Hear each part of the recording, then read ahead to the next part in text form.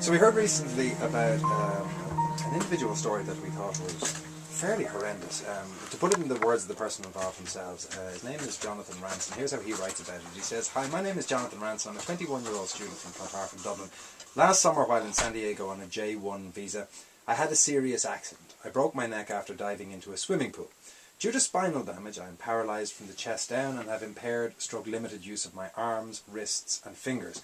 After 2 major operations in California, I returned to Dublin, first to the Mater and then to the National Rehabilitation Hospital.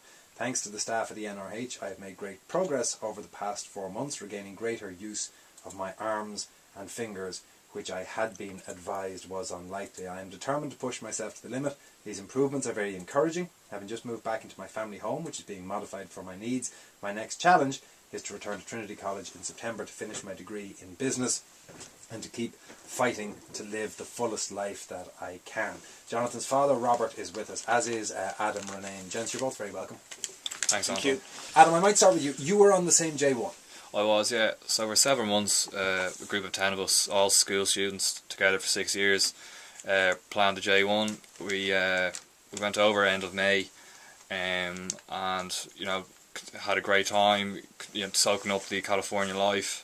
Then about a month and a half into it, a normal evening, a group of us went down to the pool, just having a bit of fun, and Jonathan dived into the pool just like a normal dive and unfortunately hit his head. Luckily one of us was in the pool at the time and was able to lift him up. How did he notice? He popped up out of the pool and just immediately signalled that something wasn't right. He said he couldn't feel below his legs.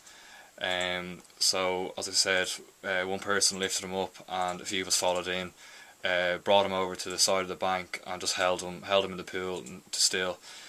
Call was immediately put into the paramedics, who came quite swiftly, and the process took place and he was shipped off to the hospital. At the point at which you're holding him at the side of the pool, I assume you must begin to think something is seriously wrong. Yeah, of course, and I think Jonathan did as well, but I think for us as friends, the main thing was to calm Jonathan down and reassure him that it was alright and we were here with him and not to worry. I think that was the big thing I found. But obviously it was a scare for everyone involved, and mostly Jonathan. And I think then when the paramedics took place, I think that's when everything kind of started to hit home and it was all real. And what was he saying? Was he talking about being in pain? Was he worried about the lack of feeling? Yeah, I suppose simply he just illustrated that he couldn't feel his legs, and that was his main concern. That was simply it, yeah. And up to that point, Robert, he was a fit, healthy young man? Oh yeah, very sporty, played soccer in the gym 3 or 4 days a week, jogging on the prom, very, very fit, always out doing stuff. So it's just one of those it was a freak accident, whatever angle he hit the pool, bottom of the pool, caused the C5 to shatter. The C5 is what? The level of injury, it starts at C1 at the top of your neck, so C5, so the higher the worse prognosis is. So at C5 it's paralysed from the chest down, with limited movement of shoulders, elbows, wrists into fingers. And he's been pretty lucky, and things have improved over the 7 months, in that he's got a couple of fingers back in December, which he didn't have, which is huge for him. And he does have his biceps, but he doesn't have his triceps, so that causes problems for transferring in and out of the wheelchair into bed or into the shower. So what? So he can curl his arms but not straighten them? He can't lock them. Yeah, the locking is. He can. I mean, it's difficult. And for getting in and out of cars, that makes it very difficult. You described the shattering of the C5 vertebrae. Yeah. So that was instantaneous. As soon as he hit the bottom, that was it. The damage that he now has to deal with was done. But it didn't sever the spinal cord completely, which is a positive thing. He's known as incomplete as opposed to complete. So there's always a chance. There is sensations. He does have, spasms. He does have some feeling. He can feel, parts of one of his feet. He can, he has feelings in his legs. But there's no guarantee that anything is going to improve. But obviously we live in hope, and we're trying to give him the best options going forward. That if there is some improvements in the medicine for spinal injuries, which is ongoing. There's plenty of research there. As you know, you've had Mark Pollock on the programme a number of times. We've done the Run in the Dark. We're very, happy about being involved there, and hopefully with Mark's research in Trinity that, there will be advances made. How did you hear? What, did you get a phone call? Yeah, I was in work on a Monday, missed a call, knew it was an international number, rang back. I got an intensive care nurse in the hospital in San Diego. I couldn't obviously take it in immediately. It was kind of a blur. I didn't know whether she was talking about past. Everything goes through your head, so I had to put the phone down and call her back a minute later. And all she could tell me was he'd had an accident and he was he couldn't feel his legs. That's all she could tell me. So yeah, from that point on, it becomes sort of. I mean, I had to leave work and 8-mile drive home. Luckily, my brother was there. He could drive me home because I was dreading to go home and tell my wife and my son, who was at home. My other son is a year older than Jonathan. So that was, that's sort of, it's every parent's nightmare. Your son's going to J1 and you have all the fears that every parent has, but I knew the group of guys who's gone, but they're all, they're quite sensible people, and Jonathan's biggest concern was that he hasn't failed one of his exams. He's going to have to come home early. That was his biggest concern. So suddenly your world turned upside down. How did you tell your wife? I don't know, to tell you the truth. I mean, I came in and I think she knew by my face, but she was actually quite calm. She doesn't get hysterical, so that was positive. Like she was probably more controlled than I was at that time. And luckily enough, my sister lives in San Diego, 2 hours north of San Diego, so my brother could contact her and say, tell her what happened. So she drove immediately down with her husband, which was still, middle of the night or whatever. So at least there was that comfort factor that you knew there was somebody there, But you're still 22 hours away. Oh yeah. So immediately we down to the travel agency and booked flights for the following morning. So and then you obviously can't go direct. So it was like Dublin, Chicago to Los Angeles. Someone picked us up in Los Angeles, rush hour traffic, 3.5 hour drive down. So that's again, tough because you don't know what you're going to see when you're out in the hospital. And at this stage, Adam, you're still there with them, are you? Yeah, we're all there. All the full group of 10 of us are there, all being together.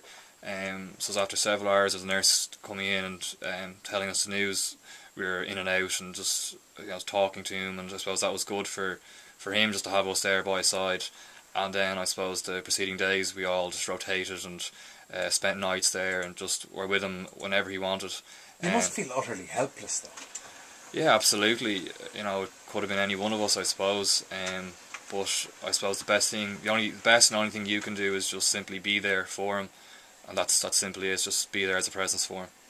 I want to talk to you, Robert, about the process of the return to Ireland and all that would have entailed. We might take a break before that. 53102 if you want to get in touch, or Anton@dayfm.com. We're talking with Robert Ranson about his son and with Adam Renane, and Adam is a friend of Jonathan Ranson's and was there on the J1 trip where the accident that shattered Jonathan's C5 vertebrae when he dived into a pool. He was one of the people responsible for getting him out of the pool and supporting him while Robert got over to the States. You spent how long in the States before you were able to bring Jonathan home? 6 weeks. And then it was back to Dublin, into the Mater Hospital to get into the system here before he could go to rehab.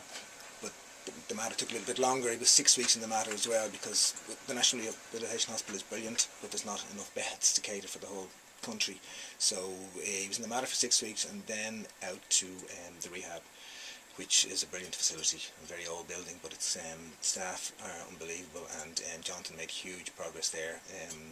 Carers, nurses, OT, physiotherapists. And progress to where? Because you talked about the thing of having biceps but not having great tricep function. He talks about his pleasure at getting greater use of arms and fingers. What stage of mobility does he have?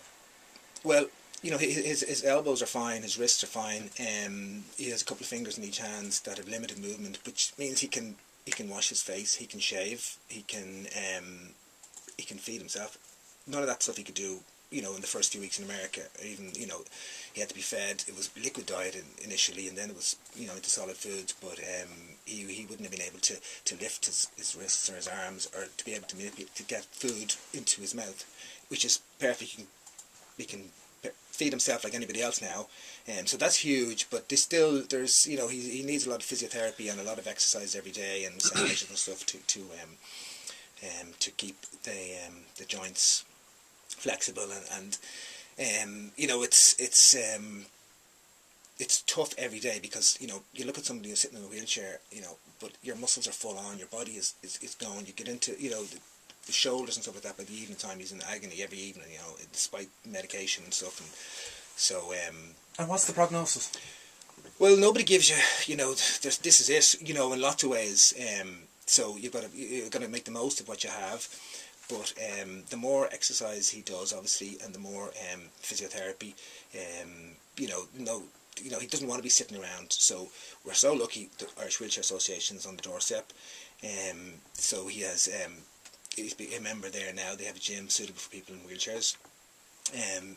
There's some games in Stoke Mandeville in 3 weeks' time for people with spinal injuries. So there's a number of patients going from the NRH. So Jonathan's one of those. So that's going to be huge for him. First time back on a plane. And the whole experience of going there and then competing at some level. They had him shooting last week and table tennis and. Of course, Stoke Mandeville is one of the pioneering places in the world for that. Exactly, yeah, exactly. And I take it that the kind of supports that are needed, whatever about the support of the Irish Wheelchair Association, but in terms of redesigning the house, in terms of the attention and assistance that he must require day to day, that doesn't come cheap. No, it doesn't. Now, the HSA have been brilliant. We do have, you know, a care package, but it's 4.5 hours a day, you know, out of 24 hours.